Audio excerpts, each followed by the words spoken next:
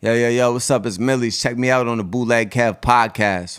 Hey, before we start the episode, we're going to remind everybody, man, we got one of the biggest radio shows in the country, syndicated in almost 100 cities, all over. Shout out to iHeartRadio, all right?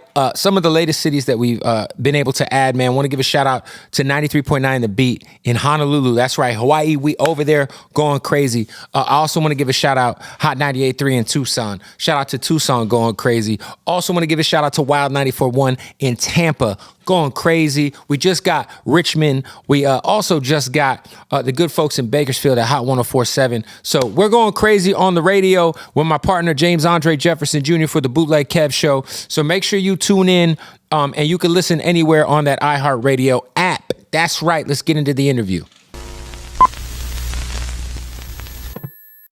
Bootleg Kev Podcast, man. Special guest in here, my brother, representing Massachusetts, my dog. The biggest Celtics fan in the world wearing a Suns jersey today. For you. Millyz. For it's you. fine, we're out of For it. you, only because you're not competitive. If you were competitive, I would have never wore this jersey today. Thank you. You're right. I got so much love in my heart for you, bro. That, you got to blow out to Steve Nash. Steve Nash, man. A great white basketball player. All-time white, for sure. He's a great white. You got to put him up on the white Mount Rushmore of the NBA. Two-time MVP. He's a great white. Yeah, for sure. How's everything been, though, man? New album's out? Blanco 7? Yeah, B7, the 7th installment. When do you stop this thing? 10? I was gonna stop it at 7, but like now I'm like 10. I feel like 10, like Blanco X. Yeah, because I literally get bigger in my career every time I drop one of them. It's like the process of dropping a Blanco album just propels me in my career, and it's the music I love working on. It's it's kind of theme-based music, so it's what's the difference for you, like between like a Holy Water and like working on a Blanco? Like, is it like the Blancos? I want to make sure it's a balance of melodic records, pain records, my essential Millyz sound. Like if you go to YouTube and you go to Millyz type beat, you'll see hundreds of thousands of Millyz type beats. Like I got my own, style that I created in that sense. So I keep that type of music heavy on the Blanco series, but then I keep a good balance of melodic records, and then I try to get the A-list type features. Right. And it's just a formula to it. Where Holy Water that was just like a darker album. Yeah. You started talking about big features. This album's got Meek Mill on. By the way, Jadakiss had one of the craziest punchlines to kick off the album. Hell yeah. You caught that? Where he was talking about patting the top of your head? Yeah. He said, you could try waiting or you could die hating or get your head tapped, shot clock violation. And when he said it, I just thought it was a dope line, like, get your head tapped. Like, yeah. But then he's like, the refs, they tap their heads when it's a shot clock. Yeah. Like, oh, so good. God, bro. Fire. Yeah. But talk about because obviously now Meek's independent, so I feel like it's a lot easier because you're an independent artist. Yeah. I feel like it's probably a lot easier for you to work with somebody when they're independent than like dealing with the major label shit, getting that shit cleared. Like, because you might fuck with an artist and they might fuck with you, but then when it comes time for the record to come out, and especially if you want to do the primary artist thing and all that, explain like connecting with Meek. And how it's tough. Easy was it? Well, I connected with them through Garci. Okay. So Garci's like my bro, like long time. Like we've been tied in. And Meek Mill, that was like a bucket list record for me. For sure. For sure. Cause he's, Kendrick, Cole, Meek, that's really that. They'll probably try to leave him out of some of those. Or Drake, that whole conversation, he's the street rapper. Right.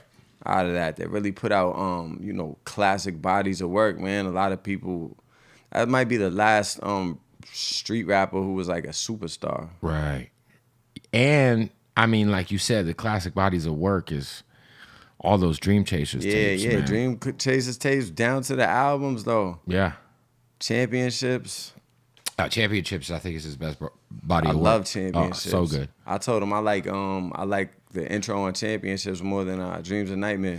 I feel like Meek is a perfect example too of like, once you hit a certain level of success, like hip hop fans are so finicky, bro. Yeah. Cause it's like he got so big and was like rubbing shoulders with like the biggest motherfuckers like outside of hip hop. Billionaires and shit like that. Yeah, and it's like people try to use that shit against him. It's like, yo, isn't this the goal? Like, shouldn't you want to like elevate and get out of the trenches, remove yourself from situations in which I think that's everywhere though. The very famous friend of mine from my area, Massachusetts, he told me, he said, yeah, people like you to do good, just they don't like you to do too good. You know? Was that Mark Wahlberg? Shit like that. Shout out to Mark Wahlberg. Yeah. Yeah, no, that's true. And have you dealt with that at all? Oh, for sure. Obviously, you're like very successful, but you're still kind of like underground. Yeah. So I'm underground in the whole scheme of things, like nationally. You know, but like in my city, I'm kind of, or my state, I'm like the big fish in the small pond. For sure. So I take all the hate. Yeah, you're like the poster child for like, why aren't you doing more? Why aren't you? It doesn't matter. They move the goalpost every time. So yeah, it's interesting because I've been in that same position in Arizona where it's like, yeah, how much else? Like, what is like, what do y'all want me to do? No matter how many Arizona rappers come on my show and rap, like it ain't never enough. I pray that 5, 6, 7 artists could pop at the same time, kind of like how Detroit is. Right, Detroit's crazy. Yeah. Then I could just do my thing with immunity and be fine. Yeah. You know, without people, watching every move I make and being like, oh, it's his fault that I'm not further in my career. Like that's what they think. Yeah, it's crazy because the approach, that mind state will have you fucked up for the rest of your life. If you always are looking at... It's a bitch-ass mind state, too. Yeah. It's a bitch-ass mind state. Yeah, if you're pointing... You gotta be a man. Like, nobody... Like, me being lit does not dim your light at all. Mm-hmm. It's enough money for all of us. It's enough... it's enough abundance for everybody. Mm-hmm. And what I'm doing ain't got nothing to do with what you're doing. Hell no. And it's zero. Like, yeah, you got to take. If anything, it could big your shit up. Like in the case of like Joyner Lucas, he's a big rapper from where I'm from. Of course. He's from like an hour from where I'm from, but it's the same. Mass, yeah. Yeah, but it's the same thing, and he got a huge fan base, bro, and that benefited me because us being from the same backyard, pretty much, he put me on tour, and put money in my pocket and put me in front of a huge fan base, and that's because we from Massachusetts. And while you were coming up, you wasn't hating on him, being like, "Yo, why is Jordan?" I wasn't hating, and he never reached out to me or nothing. We had like other shit, going on, but it was like I never ever hated publicly, no matter what. If I seen him at the Grammys, it's just not in my heart to see somebody from Massachusetts at the Grammys and not go, wow, this is crazy on the internet and put it up. Like that'll never be, not in my heart to do, man. I want 617 to win to the utmost. That's why you can never catch me down in somebody because I really want, I want Massachusetts to win, man, highest level. There's like a false narrative too that like people can gatekeep other people from succeeding. I'm like, yo, fuck no. The internet exists. You have a direct to consumer option at all times.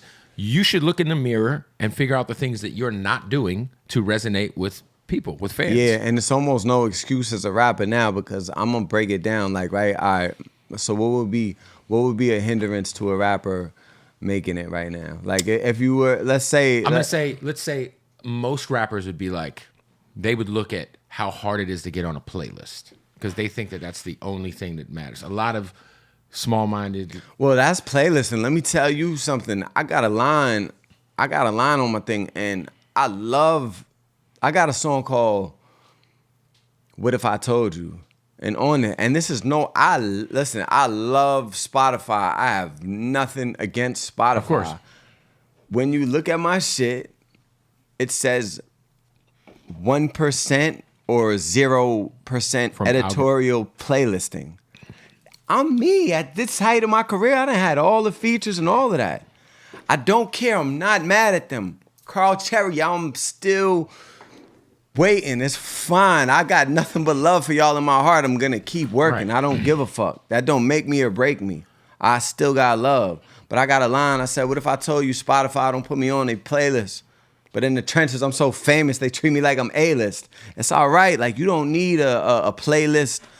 Or you don't need a playlist to propel. You need the internet, man. This phone. You get clicking off your phone. You know what I mean? Yeah, you need to make music that resonates with people, and that's how you build a flock. You know what I'm saying? Like I've been watching you, dog, for like 10 years, slowly chipping away at this shit. You know what I mean? Yeah, yeah. And that's what it is, like a slow and steady build. But like my thing to any artist would be like, you have the option to get your phone. Let's say you're whatever type of rapper you are. A lot of things hold rappers back. I don't got the clothes. You know, I don't got the outfit to do it. Well, people like the genuine struggle too. I believe somebody could blow up wearing Dunkin' Donuts clothes. I mean, you wear a wife beater for the most part too. You could wear a wife beater, or if you're playing with a couple of thousands of dollars, let me tell you something. You don't need a cameraman. You don't need a professional cameraman. Right. You just need an iPhone, maybe an Android. You know, you need a decent phone with a decent camera. If you got a couple $1,000s, go to Saks Fifth if you want to look. I'm not saying like super fake it till you make it, but you know, get a decent outfit, man. Throw that shit on. Go put the phone up. You could record the song off your phone. It's $40 to record a song. Whatever. Soap City 310 Baby was recorded on an iPhone. Exactly, right? So you put the phone up. You got your new outfit. Go rap the song, man. Return that outfit. Yep. Get your money back. Now you got your clip. Now, when you post that shit, send it to 15 of your friends at the same time. Put a group chat. Let's push this. Each 15 people send it to another 15 people, and just see what happens. And do that 70 times. Yeah, and if you're good, I bet you something to happen. Yeah, if it's good though.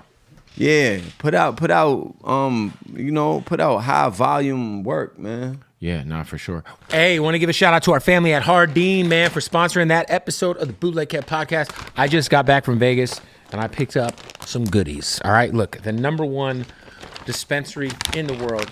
When you're in Vegas, make sure you pull up. We got so much gas in here.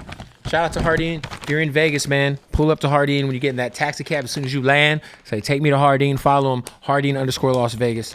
Hardin Las Vegas, y'all. Shout out to them. Of course, we bang that Hardin, baby. You already know what it is, man.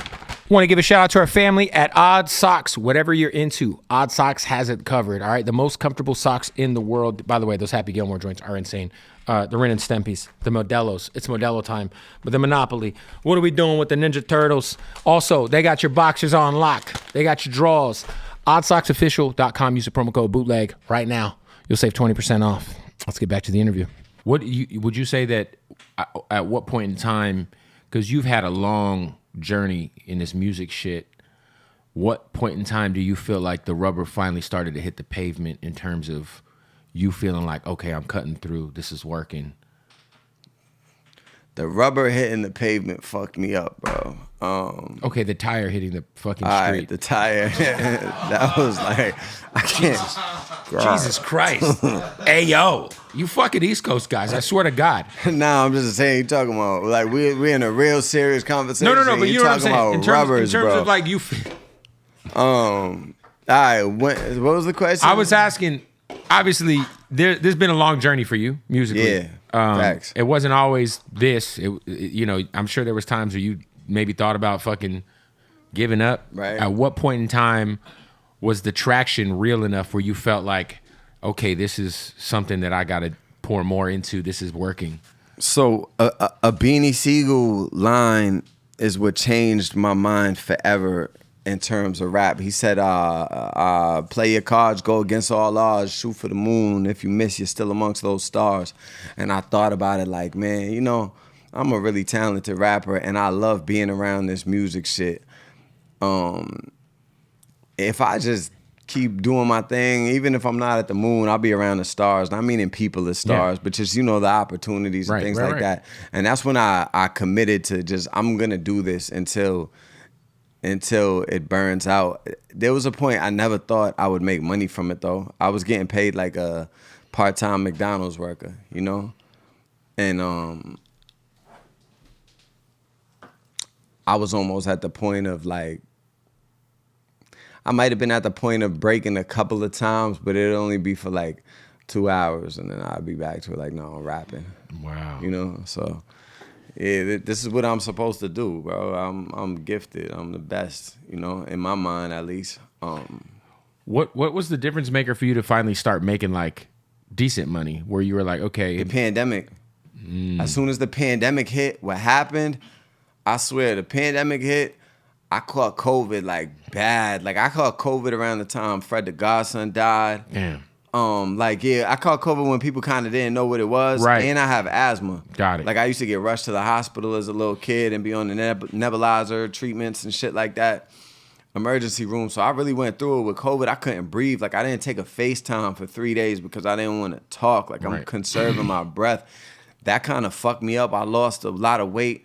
I came back on Instagram like a month after, and I was like, yeah, I'm straight, and I dropped a song. I dropped a song called RLS, Real Life Shit, and it was during the time of like, it was like a lockdown when you were like weren't supposed to go outside and stuff, and that song just kind of hit, and then I just started dropping music from there, and it was like because the world was so slowed down. People had the time to consume what I was saying. For the first time in my career, it's like all the noise was blocked out. You couldn't drop a club anthem. You'd sound stupid. Yeah. And club anthems have never There was been no my clubs open. Yeah, club anthems have never been my specialty. So when the pandemic happened, it slowed everything down and everyone was on their phone. And I just had my cameraman Tangent. We running around and we just shooting videos. And now I'm like, oh, I'm gonna start doing some freestyle raps off the phone too. I just took advantage of the world slowing down because I'm like, now they gotta listen. And as soon as people listened, my shit just went.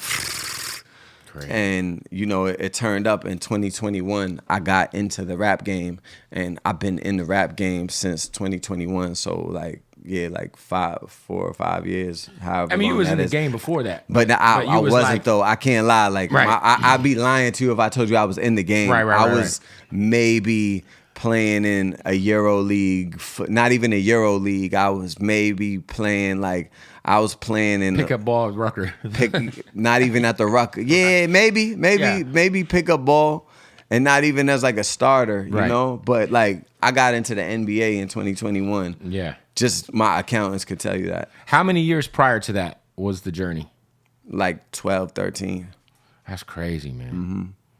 So I only feel like I've been in this shit for 4 or 5 because I don't count those years. When people talk about those, like you remember this song? No, I don't. Because you know how much work I put in since 2021? Like, how extensive? My output is crazy. I'm about to say, output-wise, what's your catalog? Like, how many bodies of work catalog-wise are you at now at this point? Probably like 14, 15. That's a lot. Yeah. Has anybody ever flirted? Because I know a lot of independent artists been getting hit up about selling their catalog. Is that something you would do? There's a lot of conversations in my life. G Perico told me how much they offered him for his shit, and I was like, bro. Yeah. I could I don't want to speak too much. It's definitely a 7-figure bag for you if you sold it. Of course. It's multiple 7 figures. Yeah, come on, Kev. Like, I feel like if you're confident enough that like there's more where that came from, you know. I mean, like, it's an option. Yeah, I see, you know, random $80,000 checks periodically a lot of times. Where's your obviously you're still with So Raspy, right? Yeah, I'm with Create right now though. Okay, so the distro comes through Create. Yeah, the distro goes through Create. And I got a pub deal through Empire. Shout out Ghazi. Oh, you're double dipping with the indie distros. You got a little work with Empire, a little work with Create. I'm just an independent guy, man. I love it. But if they put me on a major, man, and give me a Post Malone feature, have Taylor Swift sing it in the car like this, maybe Ed Sheeran come to the studio and listen to my album and co-sign it. I do a commercial with Tom Brady. The Tom Brady commercial. Hold on, I'm on to something right now. Yeah, the Tom Brady commercial. Damn, Kev, you threw me off. I was just thinking about the grand plan. Cause I got those singing ballad type anthems like. Oh, and then Justin Timberlake on the hook. I'm going, bro. Like a different stratosphere. I'll probably be up at least like 80 to 100 million. And that could really happen in my life. So we're just going to manifest that right here. You see, that was all using the complexion for the connection right there. I love it. Have you gotten to the point where like you've turned any major situations down, or at least I know they had to have called, right? Kev got to know I'm coming into this interview fried. You said what? A major situation, like in terms of the majors coming in and knocking on your door. Yeah, every single. Well, maybe not every single. I don't know all of them, but yeah, any situation that's out there, because what it is now is they look at data lines. Yeah, they're looking at. So they're looking at. They don't give a. They don't care about the music. They don't give a fuck who you are, yes. And they. Like before, see, I ran around the industry with Set Free when I was first moving to New York, and he moved me around to everybody. He moved me around and have me, shake hands with any record label exec. I mean, I'm sitting in Columbia Records with the boss. I'm with everyone, and just every label was like, yeah, I don't get it. But it took for me to drop independently when the pandemic happened. My music streams just went like this. And what these people are looking for, they're not looking for talent at this point. They're looking for whose line is like this. Mm-hmm. So your shit is either like this. It don't matter how good your music is. Like this or like this. Yeah. So anybody who's like this is getting major offers. So it's not a unique thing or a special thing to me. But yeah, we got all those offers. We got shit going on. What would make you consider, diving into the major infrastructure? Because it obviously I would do the major infrastructure if they did the play. Rewind this 60 seconds. Taylor Swift play, Tom Brady play. Yeah, Taylor Swift sing it in the car. Me and Post Malone on the song. Taylor Swift sings it in the car. Kylie Jenner shares a little video. Tom Brady commercial. I forget the other one, but something with Ed Sheeran and Justin Timberlake, and then let's throw in Nelly. Nelly. Yeah. I like the Nelly. Yeah. Yeah. We throw in Nelly, and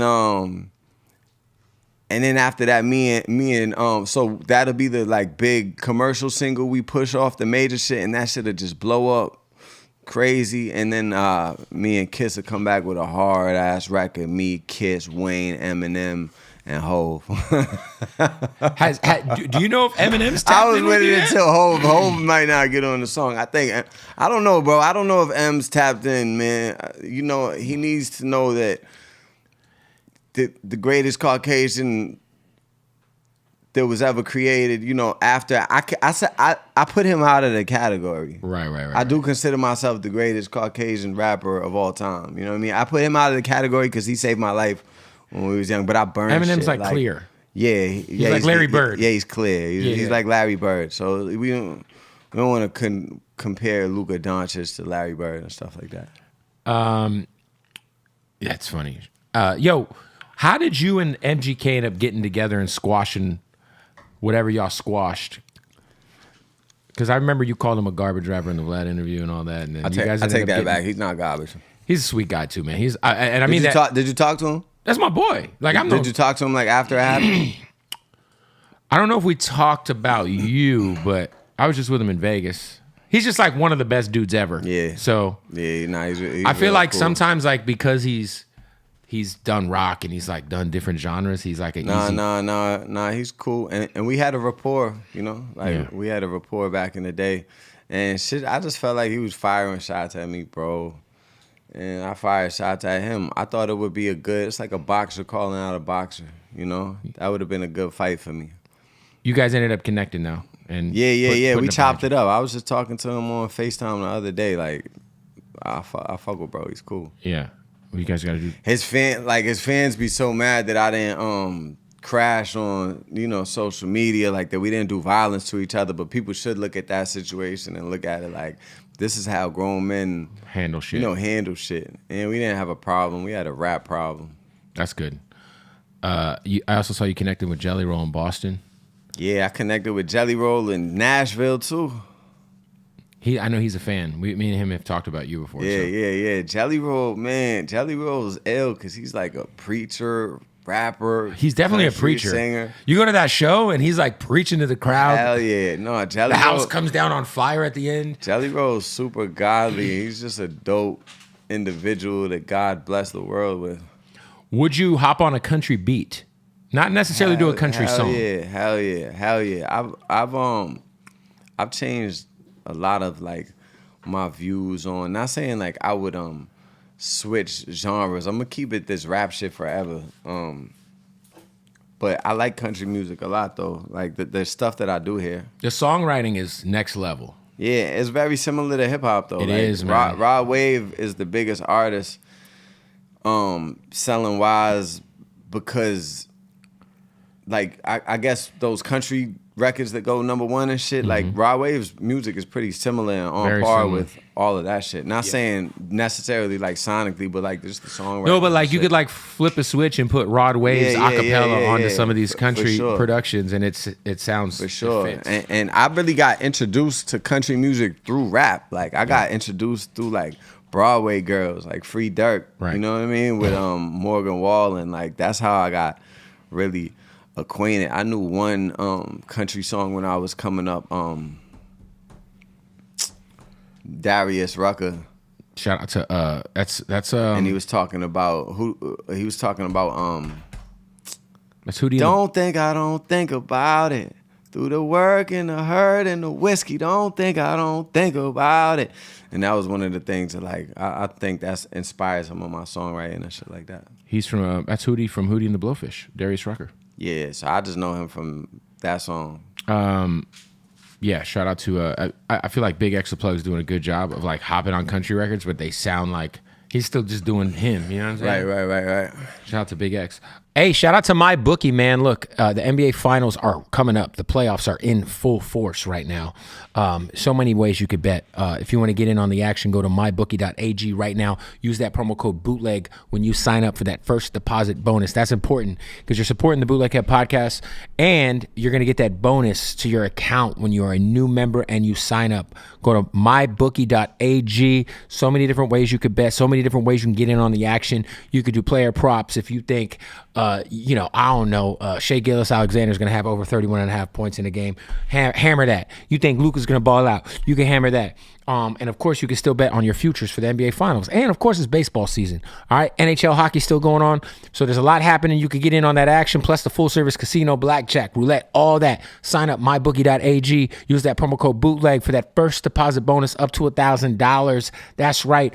Also want to give a shout out to our family at Blue Chew. That's right, baby. You can get a month's supply for free of Blue Chew. Go to bluechew.com right now. You just pay $5 in shipping, and Blue Chew is, man, it's a lifesaver. Let me tell you, all right? Fellas, if you need your situation to situate a little bit more, let me tell you, Blue Chew will make it happen. Same active ingredient as Viagra and Cialis.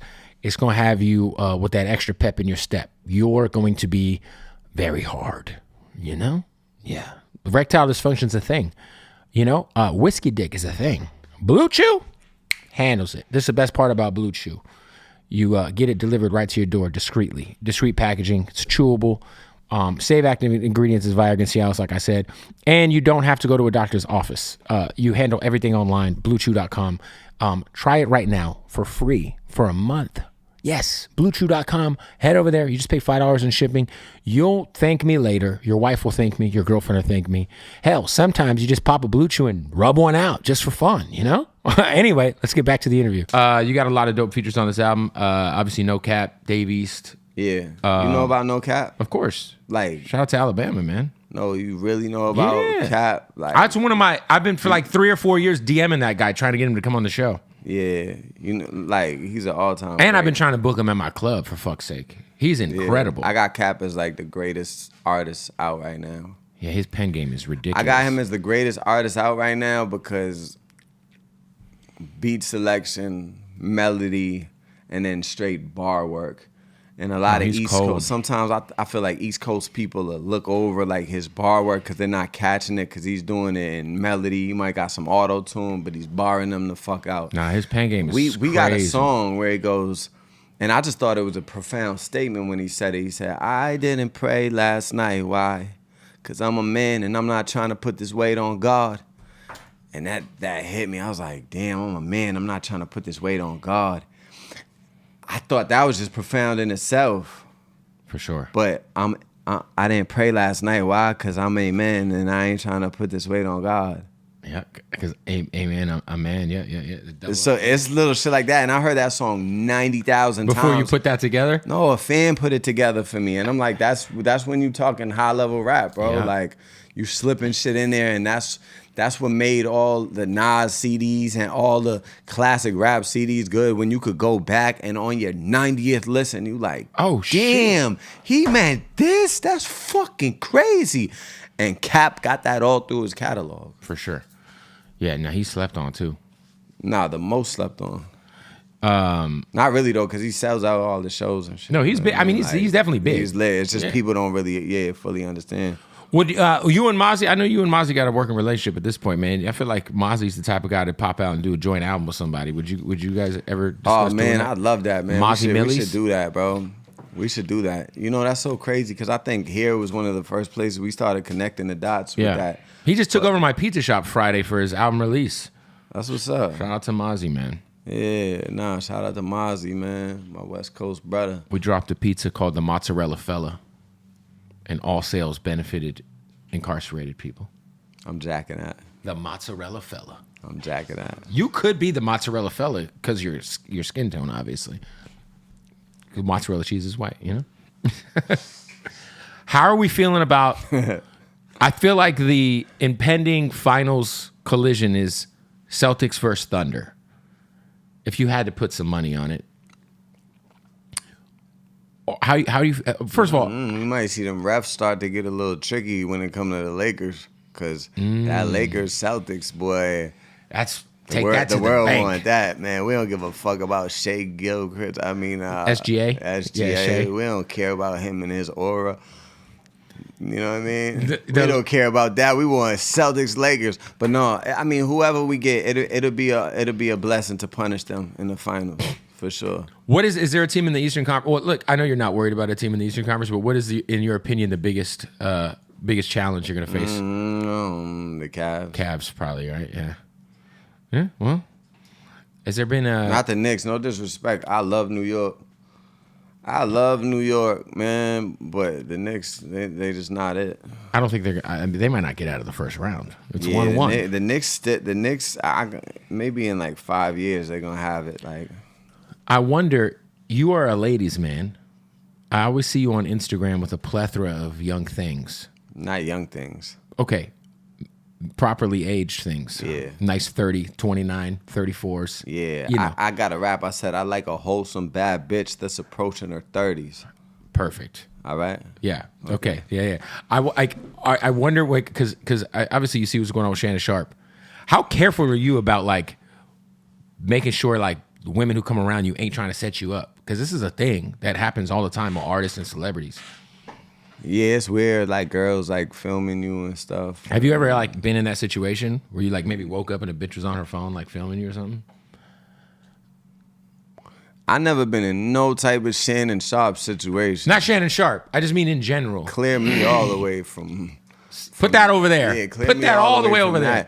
I think every woman that I deal with, they'll say, you know, even though it might seem on Instagram, I might come off disrespectful. Every woman that I deal with will tell you Millyz is one of the most, you know, most nice, genuine people. Like, I don't even fall out with girls like that. Right. A lot of girls that I dealt with in life, we still cool. Yeah. You know? So, but yeah, I could tell, like, the clout chasers, the second, like, a girl asked me one time, who's the most famous person in your phone?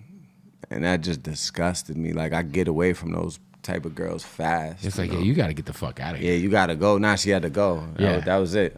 Like, what kind of question is that? Yeah, that question blew my mind. We were in London. She said, who's the most famous girl? Who's the most famous person you got in your phone? I might have threw up. That is crazy. What is the relationship like with, speaking of famous people that you know, with one of the greatest whites of all time, Mark Wahlberg? He's a big fan? Just a solid guy. Mark's a real solid guy. He's somebody who doesn't need anything from anybody. I feel like he's gonna put you in a movie soon. I hope so. I never I got this thing. I never asked my big lit friends for anything. Right. You know, which is a good. I know a bunch of billionaires and shit too. Right. Like the other day, we were at the Celtics. I was courtside at the Celtics. I told I saw like all my guys. I said courtside with it. They're up like real significant money. They all had crazy watches on. I just took a flick of all the watches. I didn't even put my shit in there because it's bust down. I'm like, I gotta have like a plain Jane. Yeah. You know, even though my shit 55,000, but it was like, man, I couldn't even put it in the picture. But I got a bunch of people's contacts, and I don't really ask them for anything. So I try to keep it like that with Mark because he's so genuine. Like Mark then FaceTime my mom and chopped it up, and Mark actually put me and Joyner Lucas's relationship together. Oh, that's dope. Yeah, so me and Joyner never really used to chop it, and Mark was like, "Nah, y'all got to work together. You're stronger by together." But yeah, it's crazy. He's a real, you know, A-list celebrity, but he's a street guy, like in his heart. Mm-hmm. And you know, he really comes from like right trenches. And for better or worse, at a certain point in time, was the most popping rapper in Boston. Hell yeah. Back in the day.